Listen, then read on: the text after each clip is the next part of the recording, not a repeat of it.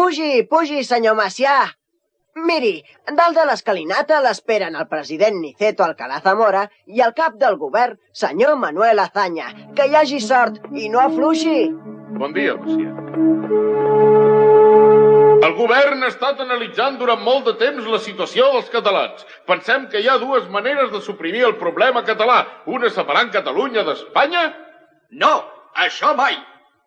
L'altra, aixafant Catalunya. Han d'entendre, senyors diputats, que el problema és polític i no d'ordre públic. No es tracta de suprimir, sinó de resoldre. Caram, quines tisores més grans. Són d'uns diputats.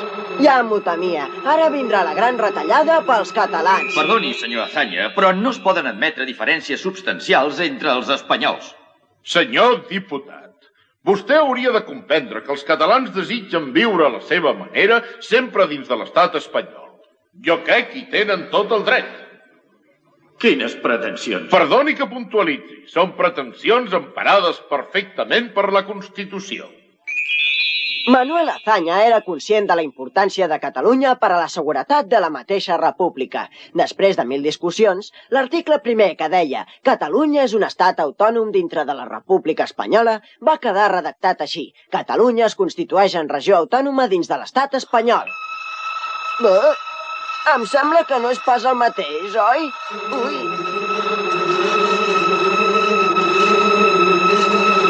M'agradaria saber de qui és aquest sabre. És del general Sanjurjo, que diu que el necessita per salvar Espanya del desmembrament. És per això que l'estic afilant tant. No sé per què s'hi afanya tant. L'alçament d'aquest militar fracassarà. Com ha anat, president? No hem aconseguit tot el que volíem, però Déu-n'hi-do. Tampoc no ens podem queixar.